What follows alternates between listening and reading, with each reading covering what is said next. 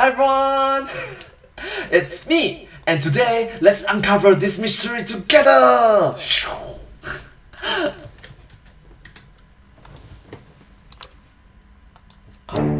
Dear Remedy Game. Hi Remedy Games. Okay, I'm sorry, but I didn't play Control until like just now. Seriously, my best friend, hi Mike, has been bugging me to play this game for the past, let me check my calendar here, 2 freaking years, and I finally got around to it, and wow, 2 years to make you play this game. Wow, I love this game! That's not what this video is about, though. Oh, also, if you've not played Control or haven't beaten it, like, do not watch this video. Seriously, I talk about, like, the biggest spoilers in the game. I'm not kidding. It's okay, so... sorry. Spoilers alert! Anyways.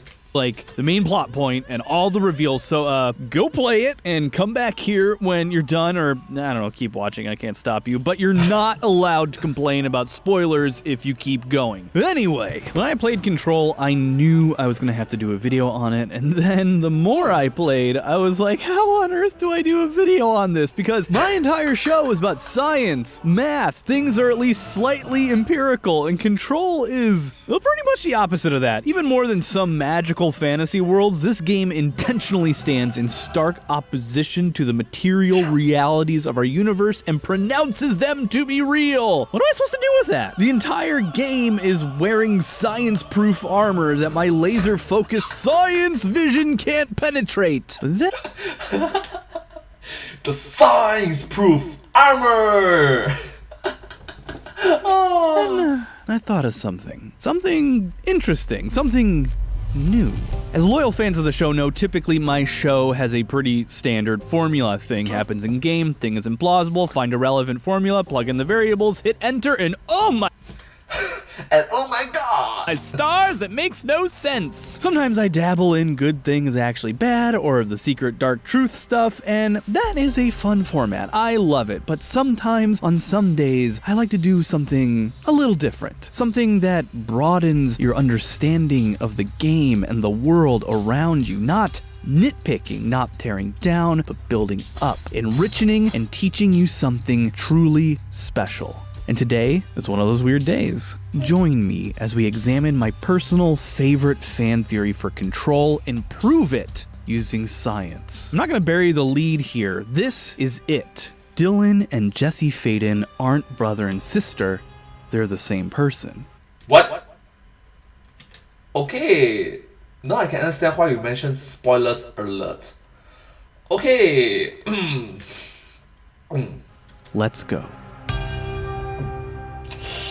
Before we go any further, let's go over the basics first for those of you who haven't played the game in a while, just breeze through for the combat, or for some reason don't care about spoilers and are still here. I have to say that explaining Control to someone who hasn't played it can be incredibly funny, and it is an enormously difficult game to spoil. In Control, you play as an adult woman named Jesse Faden. Jesse grew up in the small town of Ordinary, Maine. In late 2002, as a child, Jesse discovered an incredibly powerful item in the garbage dump on the outskirts of town where she and other kids used to play. Something called an object of power. This object of power was a slide projector. It was just a normal slide projector, save for the small fact that it was capable of producing gateways into alternate dimensions. Inside one of these dimensions, Jesse discovered a life form of some kind, a powerful, extra-dimensional, resonance-based life form. They became friends. Eventually, after exploring the projector for quite a while, some stuff that isn't super important happened. All the adults living in an ordinary disappeared, and Jesse burned all the slides for the projector, save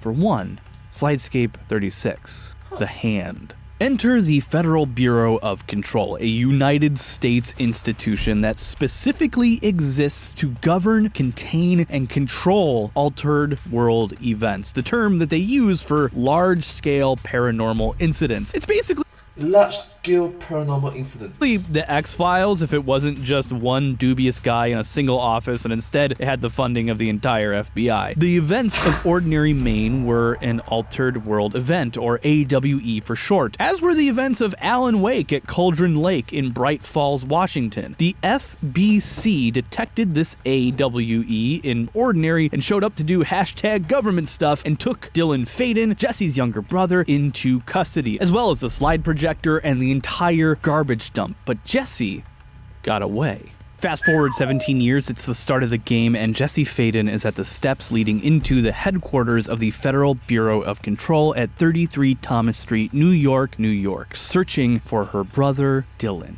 She steps inside. Is it actually a real place? I have my doubts that this is actually a real place. Explores a bit, meets a cool janitor, and goes upstairs and meets the director of the FBC, or, well, she would have if he had not come down with a slightly fatal case of being shot. She picks up a magic gun, talks to a pyramid, and just like that, she's the new director of the FBC. Just in time, too, because the building has been overrun by some sort of sentient, resonance-based sound monster called the Hiss, which is possessing people left and right and might take over the world. You know, your standard Buffy the Vampire Slayer, Men in Black stuff. There's always a Carillion death ray, or an intergalactic plague, or a sentient Lovecraftian sound monster that is about to wipe out all life on this miserable little planet. Jessie goes around using her magic powers and magic gun to defeat the Hiss, learning telekinesis from a floppy disk, learning how to fly from a Wait, what? Learning from a floppy disk. Seriously? TV set, you know, all the basics. All the while, she's looking for Dylan, her brother. She finds him, he's possessed by the Hiss, yada yada. She finds the projector, which is leaking the Hiss into our reality, shuts it down, her brother goes into a coma, there's a DLC with Alan Wake and a big rock, and it's great. Phew! Okay, that's the basic summary of the events in Control and the events leading up to it. Just a recap. You good? I'm good. Don't take your eyes off the fridge, though. We're just about to start in with the really weird stuff. We need to back up a little bit. Near the end of the second act of the game, at the beginning of the My Brother's Keeper mission, you're finally able to come face to face with Jesse's long-lost brother, Dylan Faden, and finally get to talk. Dylan is possessed by the Hiss like many others, but because of his unusual para-utilitarian powers, he is immune to a degree to the full takeover that every other victim in the entire game is experiencing. As a result, you can talk to him, sort of. You only have to talk to him once, but you can talk to him a total of 6 times, during the final 5 of which Dylan tells you about dreams of his. They're all kind of weird and make only a little bit of sense, but when you know the context of the dreams, they actually make a lot of sense. In dream number 4, the one about Mr. Dorr, Dylan describes seeing a writer who wrote a story about a cop and that in another world, the cop was real. This is referencing Alan Wake and Max Payne. One actually takes place in the Remedy-verse, and the other is just another title made by Remedy. Possibly Quantum Break is also referenced, but I'm not confident about that one. In the final dream, Dylan describes dreaming the scene that is actually happening, him talking to Jesse, the exact words that he's saying. Dream 2 is incredibly interesting because it foreshadows events that will actually happen to Jessie later in the game when the Hiss attempts to possess her and makes her experience a nightmare where she's just an office assistant doing ordinary, mundane, boring tasks while Dylan is the director. Oh, wait. Is that a foreshadow? Is that a flag? All the dreams he recalls have one thing in common. They're all One thing in common. true. Sort of. The one about the Hiss taking over the planet through the President of the United States is suspect, but it's definitely still possible by the end of the events of Control. The Hiss isn't destroyed, it's just temporarily contained, and Dylan could still release it if he wanted, if he ever wakes up. Why is this important? Because of the one dream that I skipped, the one that I didn't talk about, dream number 1. And you know what, actually, I'm gonna let Dylan take it from here. Okay. I'd like to tell you about a dream I had last night. I was back in Ordinary before all of this happened. Oh. But in the dream, I was alone. It was just me. I was the only child. a girl. My name was Jesse Dylan Faden. Have you ever noticed that our names, Jesse, Dylan, they could be girls' names, boys' names, could be anything. Don't you find that weird? I find that weird. And this dream, True. Jesse can be a male or female's name. True. is the key to unlocking the real mystery of control. Well, aside for who or what Ati the janitor is. You up for that one, Matt? Anyway, the mystery to me is what really happened in ordinary Maine. And this dream tells us all that we need to know. Dylan was created by Jesse using the slide projector, and the birth of Dylan Faden is the true altered world event that took place in ordinary Maine. And the key to unlocking this mystery resides solidly within my wheelhouse, the realm of science, and it all begins with one guy, a Swiss psychologist named Carl Jung.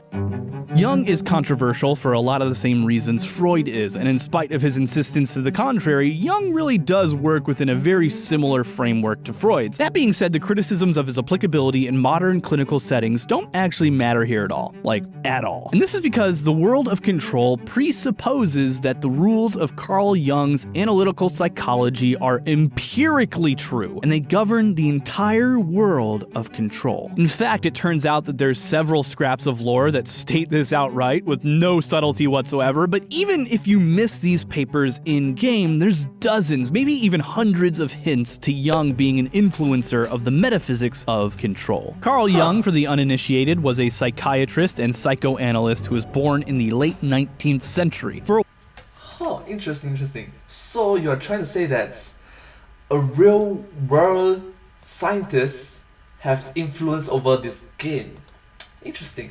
While he was mentored by Freud, who saw him as a sort of heir to his field. But Jung eventually developed a different branch of psychology, analytical psychology. He came up with a lot of foundational ideas that are actually still in use today. His biggest ideas were individuation and the different layers of consciousness and the psyche. Specifically, consciousness, personal unconsciousness, and collective unconsciousness. These different consciousnesses are moderated by the ego, which is a sort of psychological triage, which ideas and experiences get filed into the conscious and unconscious. According to Jung, all these different elements of the psyche interacted with each other in incredibly complex and difficult to predict ways. Jung also espoused dream analysis and complexes and symbols and rituals, and he definitely believed in the paranormal, so there's a lot of relevance between his work and control. In fact, it wasn't even those direct scraps of lore that specifically mention Jung that got me on this path. Rather, it was a video by Dr. Casper Darling that played. I think it was in the research division, and it was on altered world events. In this video, he says that altered world events are attracted to archetypal objects, an idea of Jung's, influenced by the collective unconscious, another idea of Jung's, and it's related to dreams, another idea of Jung's. I could go on forever. There's literally too much to go over. Jung was tremendously prolific. So for the purpose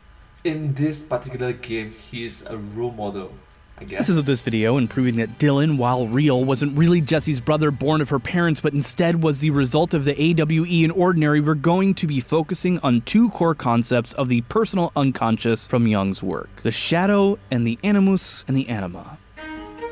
The animus and anima are pretty simple to understand. In Jung's analysis of the human psyche, which I cannot stress enough is from the early 20th century, which I have to stress is from the early 20th century, so please take this with a grain of salt. A huge grain of salt.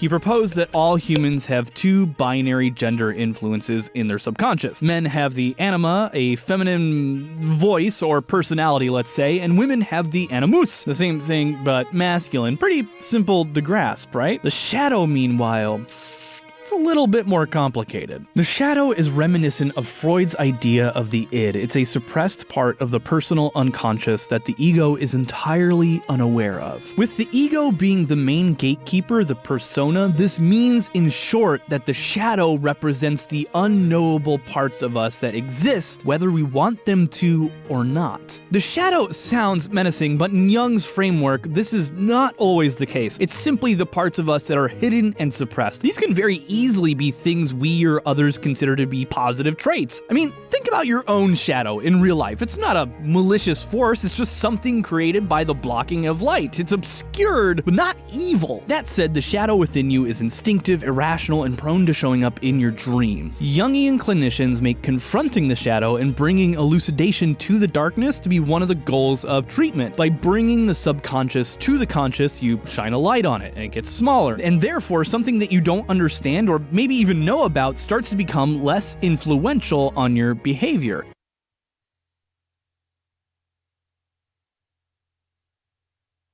True. Something that you don't know, you learn about it, isn't it?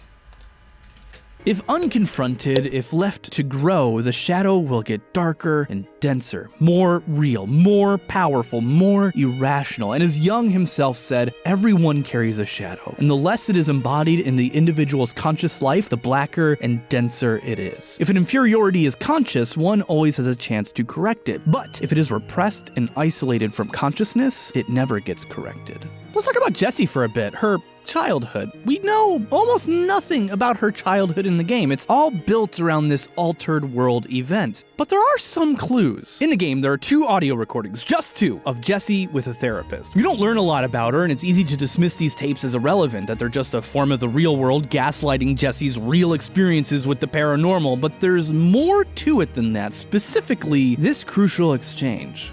A dump is a place for lost things. Things that have been thrown away. Did you ever feel that way when you were growing up, Jessie? What? No. Yes, but that has nothing to do with... It's easy to gloss over this small window we get into the time before the ordinary AWE, but it is crucial to know. Jessie's home life was bad. She felt neglected at the very least. Not just neglected, thrown away, discarded. In fact, in the transcripts from interviews with her and Dylan you can find throughout the game, she practically lived in that dump and had near-death experiences with extremely violent and dangerous bullies. Jessie is a victim of childhood trauma that predates having her brother stolen from her, her parents killed. Trauma from before she was homeless. It was her life. And what's more, the events preceding the disappearance of the adults of Ordinary, of the burning of the slides, of the kidnapping of Dylan, they themselves were violent and traumatic. Jessie was chased by a gang of violent children and a literal monster called the Not Mother. Jessie, to survive in the way she did in a home life that was awful, that made her feel discarded, likely had to push down a lot of things, a lot of emotions. Rage, resentment, fear, impulsiveness, violence, lack of control, need for control. She pushed these things into her shadow. And her shadow grew. And it grew. And at its peak, well... I left something out before about the shadow. And it's kind of important. The shadow... Oh my god. So it's like the shadow grew, and it just became another individual. In the games, of course. But the thought experiment is quite unique, its isn't it? Unknowability, unseeability still manifests in a very interesting way when it comes to control in particular. The word Jung used was Schattenprojection. I think that's right. I'm so sorry, Germans. That's literally translated as shadow projection. In psychology, projection means to see a perceived moral failing of yourself in another person, regardless of whether or not it's actually there. Projection. A slide projector. We know that the slide projector is powerful. It's capable of opening up or maybe even creating new dimensions and worlds whole cloth. But what if it's capable of more than that? What if it's not limited to just slides? Jessie, through her actions, triggered an altered world event during the peak of an emotional crisis after nearly dying, living a life of suffering and neglect, her shadow growing until she interacted with a tremendously powerful paranormal object which took something from her, made it real, projected it. In the other therapy recording, Jessie admits to feeling like a part of her is missing. She thinks it's Polaris, but what if it's Dylan? A chunk of her psyche, her animus, the masculine part of her brain, projected into reality, harboring all the manifestations of her shadow archetype. In therapy, these would be confronted and assimilated, but with an object of power capable of creating realities? Creating realities. Something like, you know, the Thanos of the Infinity Stones, reality stones. Huh, interesting. Or maybe like Scarlet Witch. Anyways.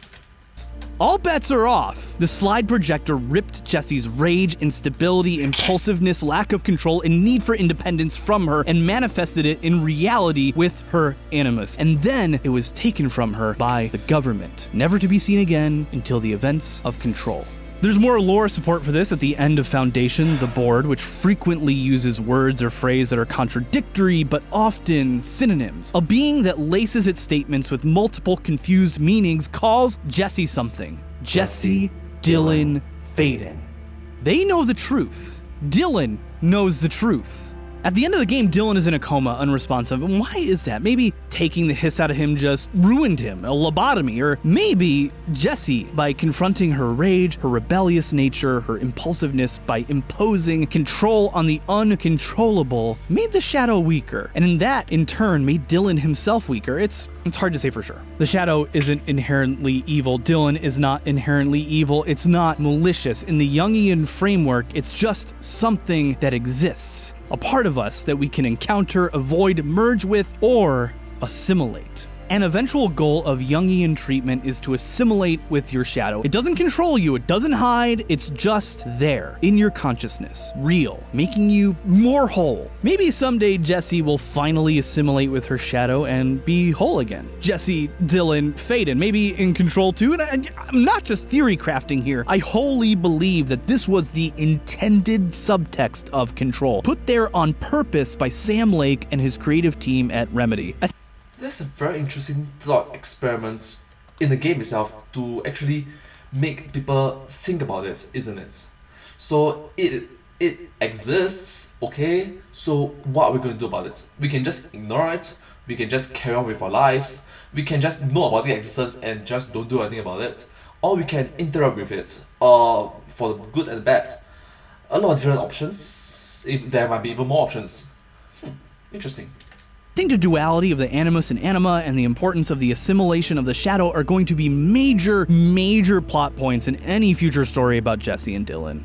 I have to give a major shout out to Reddit user L Sunday. I came up with this idea independently originally, but this guy did a lot of digging for lore support, and he's got some really cool conclusions about the town of Ordinary itself as well. This guy's write-up saved me a lot of digging around for some of the lore specifics, and I cannot thank him enough. It is a great supplement to this video, and I highly recommend you give his theory, Ordinary Girl, a read. Link is in the description. Sincerely, Austin. P.S. Yes, I did think of Alan Wake and Alan Wake 2 while researching the shadow archetype, and I don't have time to get into it! I have to throw out a personal thank you to all my patrons who make this show possible, and a special thanks to Mars the Man, Miss Kendra, Ronald Coleman, Alan Hagers, Adadam TP, Nicholas Bellinger, Marissa Resnick, Nick Patterson, and Loretta Mazer for contributing at the higher levels, and I will see you another time! I feel like I was stealing from Markiplier there. And I will see you! Okay, that's it. Goodbye! Oh wow, this video has been very thought-provoking. Have been very, how to say, makes people actually want to think more about it, isn't it? It's like there's a possibility of it being a good and a bad thing. We don't know what we don't know. And there's pros and cons in it, isn't it?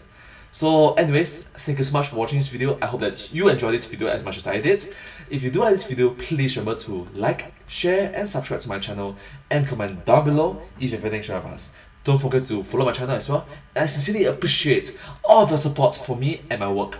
And yeah, all your encouragements are thank you. Thank you so much. And I hope to see you in my next video. But hey, that's just the science. The science of. Thanks for watching. Thank you.